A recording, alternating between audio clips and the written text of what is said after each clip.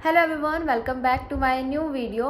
आज की इस वीडियो में मैं आपके साथ शेयर करने वाली हूँ कि आपको कौन कौन सी मिस्टेक्स ड्यूरिंग प्रिपरेशन नहीं करनी है। अगर आप भी इनमें से कोई मिस्टेक कर रहे हो तो उसको सुधारो ताकि इन फ्यूचर आपको दिक्कत ना आए। सो स्टार्ट करते हैं इस वीडियो को। सबसे पहली गलती, टाइम टेबल बनाना।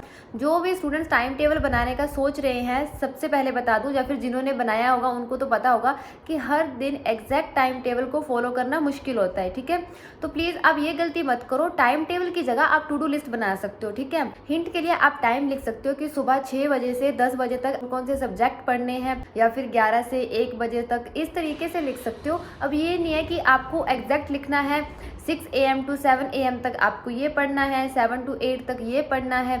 सो वो टाइम टेबल बन जाता है। ठीक है, टू डू लिस्ट बनाओ। बस ये होना चाहिए कि जो आपने एक दिन की पूरी टू डू लिस्ट में लिखा है आपको वो कंप्लीट करना है।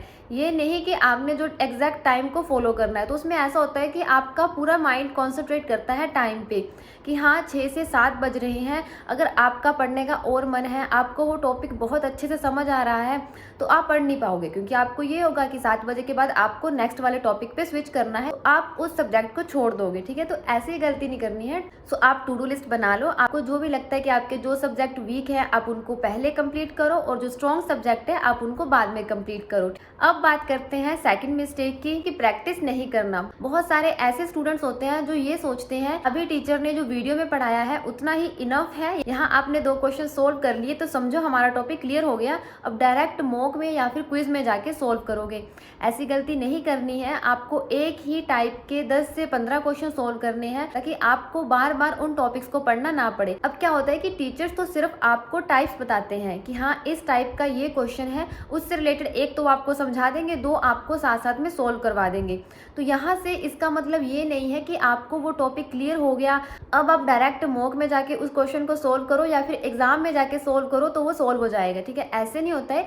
वहाँ पे सिर्फ आपको हिंट दिया जाता है कि ये टाइप है, इस टाइप के ऐसे क्वेश्चन आते हैं। ठीक है, वीडियो में साथ साथ सोल्व करना, इसका मतलब ये नहीं है कि आपकी प्रैक्टिस हो गई है। जब आपकी वीडियोस कंप्लीट होती हैं, आपको सारे टाइप समझ आ जाते हैं, उसके बाद आपको प्रैक्टिस करनी है। प्रैक्टिस के लिए आप बुक्स, PDF किसी भी सोर्स को फॉलो कर सकते हो। पेड सब्सक्रिप्शन ली हुई है तब भी ठीक है, नहीं तो आप जो भी फ्री सोर्स यहाँ से आपको मिल रहा है आप वहाँ से प्रैक्टिस कर सकते हो। अब बात करते हैं थर्ड मिस्टेक की। थर्ड मिस्टेक की सीक्वेंस में ना पढ़ना। अब इसका मतलब क्या है, कुछ स्टूडेंट्स ऐसा करते हैं कि जैसे जो उनका फेवरेट सब्जेक्ट होगा या फिर जो उनको अच्छे से समझ आ रहा है उस सब्जेक्ट का सिलेबस कंप्लीट कर लेंगे, और जो सब्जेक्ट वीक होगा उसमें कम प्रैक्टिस करेंगे, ना ही उसका प्रॉपर सिलेबस कंप्लीट होगा। अब सीक्वेंस का मतलब क्या है, पहले आपको सब्जेक्ट्स की वीडियोस देखनी है, अपने टॉपिक्स वगैरह जो भी उनके कॉन्सेप्ट हैं अच्छे से क्लियर करने हैं।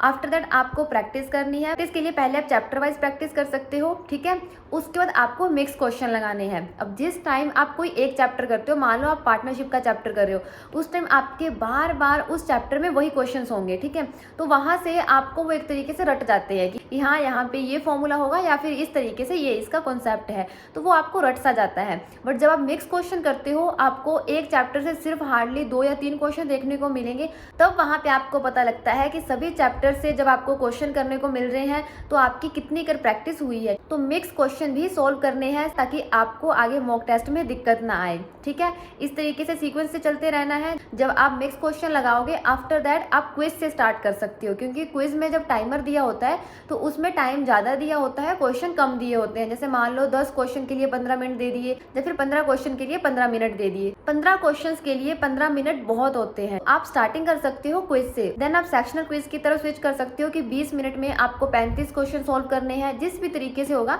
तो आप सेक्शनल क्विज लगाओ। आफ्टर दैट जब आपको पता लगेगा कि हाँ क्विज में आप टाइमर के साथ सोल्व कर पा रहे हो, उसके बाद आप आगे मॉक टेस्ट लगाओगे। ऐसी गलती नहीं करनी है कि आपका एक सब्जेक्ट का सिलेबस अच्छे से कंप्लीट है और एक सब्जेक्ट आपका इनकम्प्लीट है। दोनों सब्जेक्ट के सिलेबस को कंप्लीट करो, उसके बाद ही मॉक टेस्ट लगाना है। इस तरीके से आपको एक सीक्वेंस फॉलो करना है।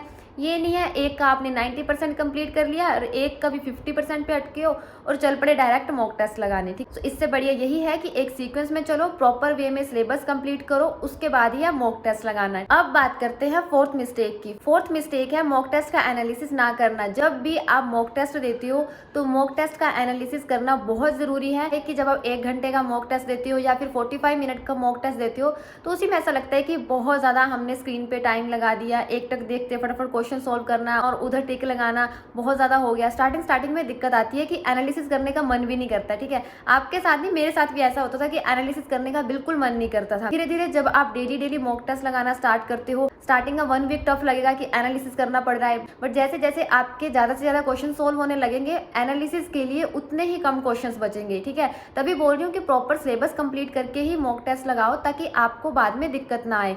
जब आपका सिलेबस अच्छे से कंप्लीट होगा तो कम ही क्वेश्चंस होंगे जो आपके अटेम्प्ट नहीं होंगे। जब प्रैक्टिस अच्छी नहीं होगी तो ऐसा हाल होगा कि मॉक टेस्ट में अगर 80 क्वेश्चंस है तो हार्डली 40 क्वेश्चन सॉल्व करोगे, या 50 करोगे तो आपको 30 क्वेश्चंस का एनालिसिस करना पड़ेगा, तो आपका वहाँ पे उतना ज़्यादा टाइम लगेगा। आप प्रॉपर सिलेबस कंप्लीट करो। जब आप मॉक टेस्ट लगाते हो, ठीक है, स्टार्टिंग में आपको दिक्कत आ रही है तो कोई बात नहीं, आप स्टार्टिंग में ना एनालिसिस मत करो, बट आप 1 घंटे या 2 घंटे बाद किसी और सब्जेक्ट को पढ़ने के बाद तब एनालिसिस कर लो। पर एनालिसिस करना ज़रूरी है। ये नहीं है कि मॉक टेस्ट लगा के छोड़ दिया, एनालिसिस नहीं किया तो उसका कोई भी फ़ायदा नहीं है।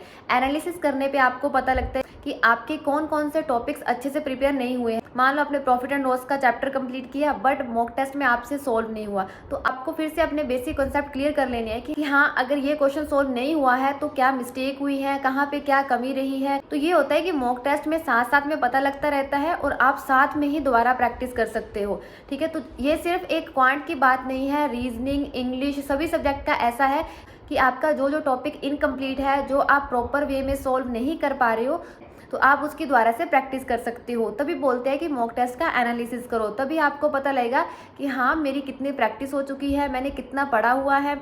सो आप प्रॉपर एनालिसिस किया करो। बहुत सारे ऐसे टाइप भी हो सकते हैं कि आपने जो पढ़ा है उसमें वो टाइप कंप्लीट ना हुई हो, कुछ नए टाइप का आपको देखने का मिल रहा है। एक और बात कि मॉक टेस्ट के लिए सिर्फ एक ही सोर्स पे डिपेंड नहीं रहना है, कम से कम 2 से 3 सोर्स को फॉलो करो, ताकि आपकी अच्छी खासी प्रैक्टिस हो जाए। ये नहीं है कि आप इजीएस्ट मॉक टेस्ट लगाते रहो, टफ मॉक टेस्ट भी देकर देखो, पता लगे कि अगर एग्जाम टफ आ गया तो वहाँ इजी का क्या करोगे, ठीक है।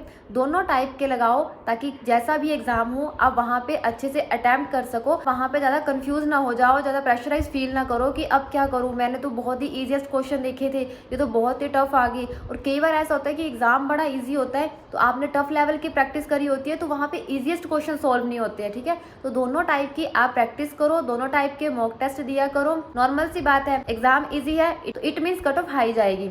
सो दोनों वे में प्रैक्टिस करना जरूरी है। सो ये थी 4th मिस्टेक। तो ये मिस्टेक मोस्टली सभी करते हैं। स्टार्टिंग में मुश्किल होता है मॉक टेस्ट का एनालिसिस करना, बट इतना भी मुश्किल नहीं है, यही आपको आगे एग्जाम क्रैक करने में हेल्प करेगा, ठीक है। सो इन छोटी छोटी मिस्टेक्स पे काम करो। बात करते हैं 5th मिस्टेक की। 5th मिस्टेक में क्या है, जैसे कुछ स्टूडेंट ऐसे हैं जिनकी प्री की जो अच्छे से प्रिपरेशन हुई होती है, मीन्स उनके प्री तो क्रैक हो रहे हैं, बट मेंस में दिक्कत आती है तो वो सिर्फ मेंस को ही फोकस करते हैं, या फिर जिनका सिलेबस कंप्लीट हो गया है तो वो सिर्फ मेंस पे ही फोकस करते हैं।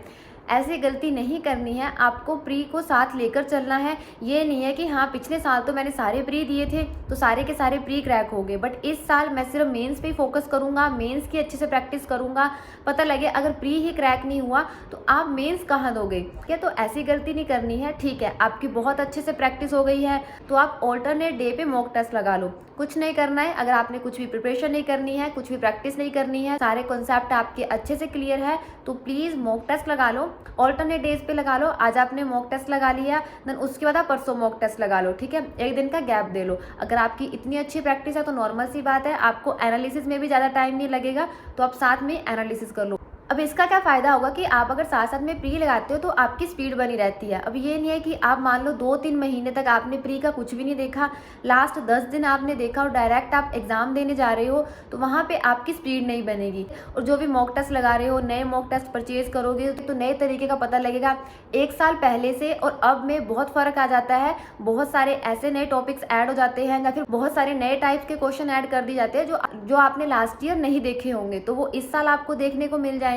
सो इसलिए आप मॉक टेस्ट साथ में लगाते रहो प्री के, ताकि आपको इन फ्यूचर प्री के एग्जाम में दिक्कत ना आए। अच्छी बात है, मेंस पे ज़्यादा फोकस करो, बट प्री को भी साथ में लेकर चलो। ये गलती बिल्कुल भी नहीं करनी है, प्री छोड़ दिया बस मेंस पे ही फोकस करते जाओ। प्री को क्रैक करोगे तभी मेंस को देने जाओगे, ठीक है। तो ऐसी गलती बिल्कुल भी नहीं करनी। सो ये थी ऐसी मिस्टेक जो स्टूडेंट्स ड्यूरिंग प्रिपरेशन करते हैं। सो ऐसी मिस्टेक्स नहीं करनी है। जरूरी नहीं है ये पाँचों के पाँचों मिस्टेक्स सभी करते होंगे। अगर इसमें से आप कोई भी गलती कर रहे हो तो प्लीज़ आप उसको सुधारो। एक और बात, जाने से पहले टेलीग्राम चैनल को ज्वाइन कर लेना। डिस्क्रिप्शन में आपको लिंक शो हो रहा होगा, यहाँ पे मैं फ्री पीडीएफ अवेलेबल करवा रही हूँ, सो आप वहाँ से प्रैक्टिस कर सकते हो अगर किसी के पास प्रैक्टिस के लिए सोर्स नहीं है। सो मेक श्योर कि आपने मेरा टेलीग्राम चैनल ज्वाइन किया हुआ हो। एक और चीज़ कि बहुत सारे स्टूडेंट ऐसा करते हैं, वीडियो देख के तो चले जाते हैं बट सब्सक्राइब नहीं करते हैं। सो प्लीज़ चैनल को सब्सक्राइब कर लिया करो ताकि आपको आने वाली न्यू वीडियोज़ की नोटिफिकेशन मिलती रहे। सो जाने से पहले वीडियो को लाइक, शेयर और कमेंट कर देना और इसके साथ ही सब्सक्राइब बटन को प्रेस कर देना। Thank you so much for watching this video.